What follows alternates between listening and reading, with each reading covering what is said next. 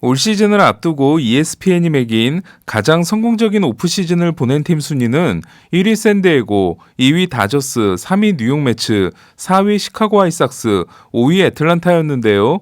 애틀란타는 22년 만에 월드시리즈 우승, 화이삭스는 16년 만에 지구 우승으로 겨울에 노력한 결실을 맺었습니다. 월드시리즈에 못 가긴 했지만 다저스 역시 106승으로 체면치레를 한 반면 샌디에고는 79승 83패, 매츠는 77승 85패로 포스트 시즌 진출에 실패했는데요. 특히 모두가 안 될 걸 알고 있었던 매츠와 달리 샌디에고는 다저스, 양키스와 함께 전력상 빅3로 평가됐던 팀이기 때문에 포스트 시즌 진출 실패에 대한 실망이 매츠보다 훨씬 큰 게 당연했습니다. 문제는 107승을 올린 샌프란시스코의 팜이 최근 3번의 BA 평가에서 13위에서 10위, 다시 8위로 점점 오르고 있는 반면 샌디에고는 앞선 2번의 평가에서 3위와 2위였던 팜 랭킹이 17위로 폭락하게 됩니다. 그럼 샌디에고는 뭐가 문제였던 걸까요? 이를 살펴보기 위해 샌디에고로 온 이후 프렐러의 행보를 되돌려볼까 합니다. 텍사스 존 다니엘스 사장과 샌디에고 AJ 프렐러 단장은 코넬 대학 시절 한 모임에서 만난 후로 숙식을 함께하며 야구에 미쳐 삽니다. 2005년 10월 역대 최연소로 텍사스의 단장이 된 다니엘스는 단장이 된 즉시 친구인 프렐러를 불렀고 2005년부터 2014년까지 10년 동안 다니엘스의 오른팔로 있었던 프렐러는 급작스럽게 해임된 조 시번스에 이어 2014년 8월 7일 샌디에고의 새로운 단장이 됩니다.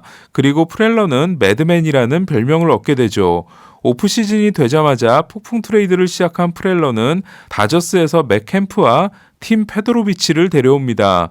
대신 내준 선수들 중 2명은 야스마니 그랜달과 잭 애플린으로 캠프가 2005년 레퍼런스 승익이어도 0.5에 그치고 2006년 0.2를 기록하던 중 애틀란타 헥터 올리베라와 트레이드되는 것으로 샌디에고를 떠나게 된 반면 다저스에 승익이어도 10.4를 올려준 그랜달은 퀄리파잉 오퍼 거절 후 미러키와 계약함으로써 보상 지명권까지 챙겨주게 됩니다.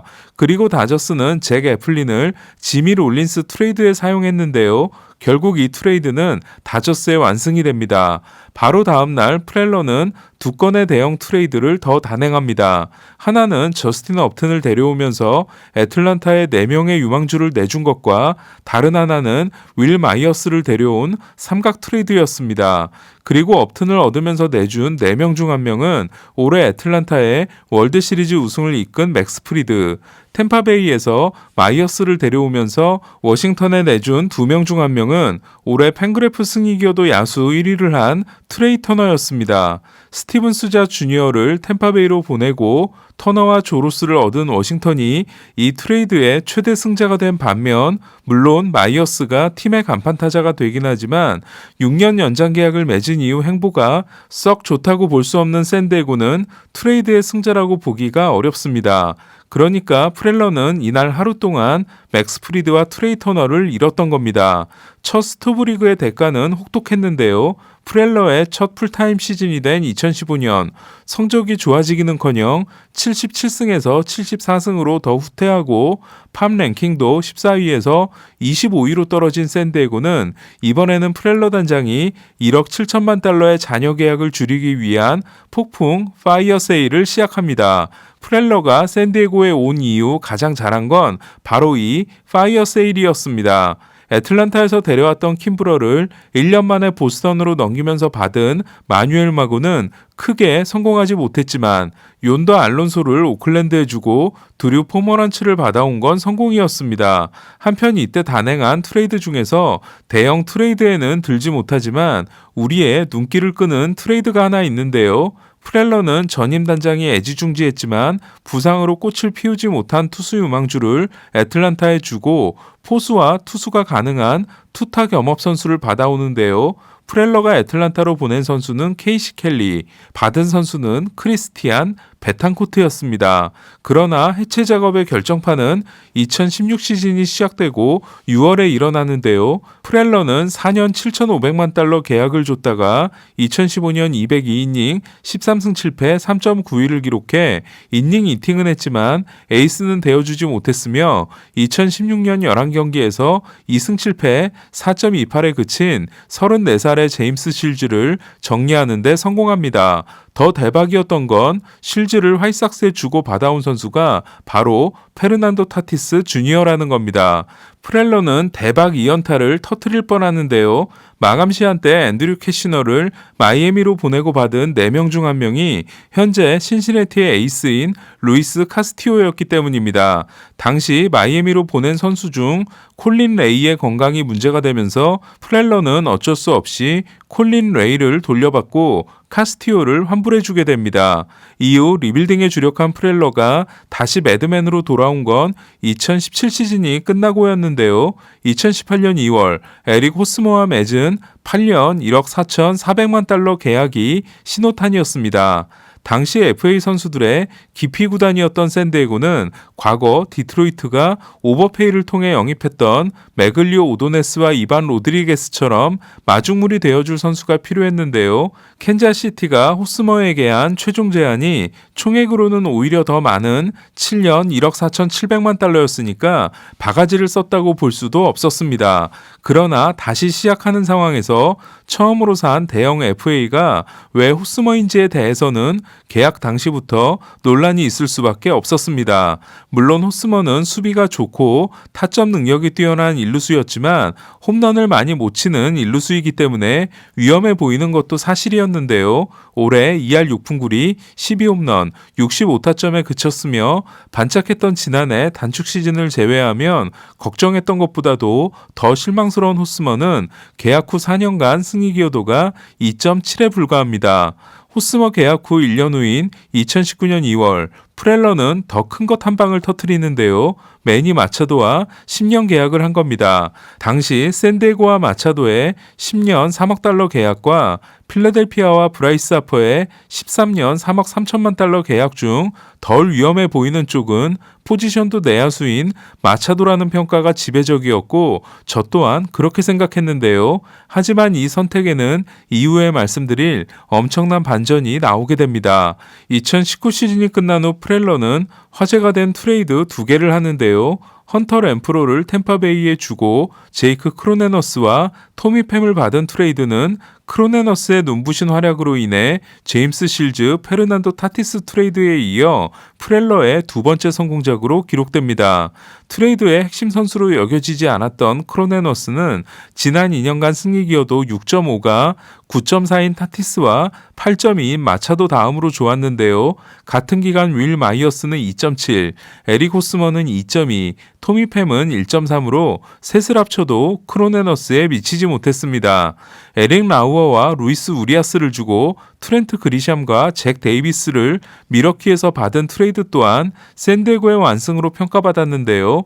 그러나 그리샴이 다소 주춤한 올해 라우어가 승리 기여도 2.1, 우리아스가 3.1을 기록해 이 트레이드는 더 지켜봐야 하는 상황이 됐습니다. 사실 이때까지 프렐러의 행보에 대해 저는 긍정적으로 보고 있었습니다.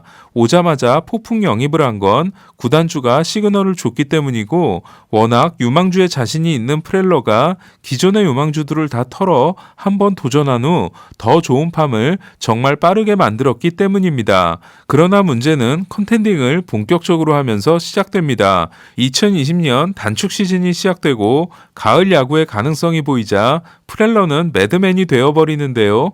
캔자시티에서 트레버 로젠탈, 보스턴에서 미치 모어랜드, 클리브랜드에서 마이크 클레빈저, 에인절스에서 제이슨 카스트로, 시애틀에서 오스틴 놀라와 오스틴 애덤스를 얻는 폭풍 같은 3일을 보내게 됩니다. 그러나 샌디에고 이적 후 10이닝 17K 무자책을 기록한 로젠탈은 포스트 시즌에서 4이닝 6실점으로 무너졌고 클레빈저 역시 디비전 시리즈 1차전에서 1이닝 만에 부상으로 교체됨으로써 샌디에고는 다저스 다저스에 3연패를 당하는데요. 저는 이때 프렐러가 저지른 가장 큰 실수가 유틸리티맨에서 포수로 변신하고 시애틀에서 반짝 활약을 한 오스틴 놀라에 대해 프렐러가 과대평가를 했다는 겁니다. 놀라와 불펜 2명을 데려오면서 준 타이 프랭스가 올해 시애틀에서 승리기여도 4.3을 기록하고 포수인 루이스 토렌스가 놀라보다 많은 승리기여도 1.0을 기록했으며 서비스 타임 4년이 더 남은 1999년생 투수 안드레스 무뇨스가 평균 100마일을 던지는 투수인 반면 놀라는 2020년 오자마자 부진했고 올해는 부상으로 56경기 출전에 그치게 됩니다. 사실 프렐러가 손을 대기 전 샌디에고의 안방은 뛰어난 수비를 자랑하는 오스틴 헤지스와 한방이 기대되는 공격형의 메이아가 나름대로 균형을 이루고 있었는데요. 그러나 놀라와 카라티니가 모두 부진함으로써 포수 업그레이드 계획은 실패하고 이번에 샌디에고는 마이애미가 방출한 호르헤 알파로를 영입하게 됩니다. 지난 겨울에 있었던 승부수의 경우 다르비슈가 166이닝 8승 11패 4.22, 스넬이 129이닝 7승 6패 4.20에 그친 건 프렐러도 예측하기 어려웠을 겁니다. 4년 2,800만 달러 계약을 맺은 김하성이 수비에서의 대활약으로 승리기여도 2.1을 기록했지만 첫 시즌 조정 OPS 73을 기록한 것 또한 적어도 올 시즌까지는 지켜봐야 합니다. 하지만 프렐러의 잘못은 김하성을 영입해놓고 역할이 겹치는 주릭슨 프로파에게 연간 700만 달러 계약을 줘 페이롤의 여유를 없애고 사소한 트레이드에 유망주를 너무 많이 소진하면서 대형 영입을 할 수 없게 됐다는 겁니다. 지난 마감 시한 때 선발이 급한데도 야수인 애덤 프레이저를 영입했던 프렐러는 선발 가격이 너무 비쌌다는 해명을 했지만 그동안 유망주를 아끼고 아꼈던 프리드먼은 맥스 슈어저와 트레이 터너를 데려옴으로써 프렐러에게 KO 펀치를 먹인 바 있습니다. 사실 트레이드 또는 선수 영입은 성공이 있으면 실패가 있기 마련이고 끝까지 결과를 지켜봐야 하는데요. 그러나 프렐러 단장의 코드 인사로 지적된 제이스 팅글러 감독은 올 시즌을 단축 시즌처럼 운영함으로써 불펜을 초반에 너무 많이 쓰는 실수를 범했고 31년차 투수 코치 레리 로스차일드와 팅글러의 경험 부족을 채우기 위해 어소시에이트 매니저라는 특이한 직함을 준 스킵 슈마커 또한 팅글러의 초보 운전에 별 도움을 주지 못하게 됩니다. 더 큰 문제는 바로 하퍼와 마차도의 차이였는데요. 하퍼가 필라델피아의 구심점이 되고 리더십에서 극찬을 받고 있는 반면 마차도는 타티스의 데뷔를 압박하고 사비로 스웩 체인을 만드는 것까진 좋았지만 경기 중 타티스에게 불같이 달려든 모습처럼 시즌이 끝난 후 다수의 선수들이 샌디에고를 떠나고 싶다는 말을 했을 정도로 팀의 리더이자 최고 연봉 선수로서 분위기를 잡는 데 실패했습니다. 그런 점에서 11년 동안 오클랜드의 감독으로 있으며 명석하다는 평가는 아니었지만 선수 관리와 시즌 운영에 탁월하다는 반 멜빈을 새로운 감독에 선임한 건 상당히 좋은 선택이라는 생각이 듭니다. 이번 영상을 정리하자면 이렇습니다. 프렐러는 남보다 한 박자 빠른 결정과 뛰어난 유망주 평가 능력에 힘입어 샌디에고를 컨텐딩 팀으로 만드는 데 성공했다. 그러나 2020년 마감 시한부터 오버페이스를 하기 시작했으며 급하게 다저스를 따라잡으려다 보니 디테일과 뎁스에서 큰 한계를 드러냈다. 지난 겨울처럼 큰 손일 수 없는 샌디에고는 일단 루이스 가르시아와 2년 700만 달러, 각각 일본 리그를 평정한 닉 마르티네스와 4년 2천만 달러, 로베르토 수아레스와 1년 계약을 맺은 게 지금까지 행보의 전부인데요. 다저스가 호화 군단을 만들면 우리는 그보다 더 호화롭게 가겠다는 생각은 버려야 할 것 같습니다. 과연 샌디에고는 당장 내년부터 대반전을 만들어낼 수 있을까요? 만약 샌디에고가 내년에도 실패한다면 프렐러 단장 그리고 프렐러의 작품들은 입지가 크게 나빠지게 될지도 모릅니다. 오늘 소식은 여기까지입니다. 이상 베이스볼 큐브 최세결 김영준이었습니다.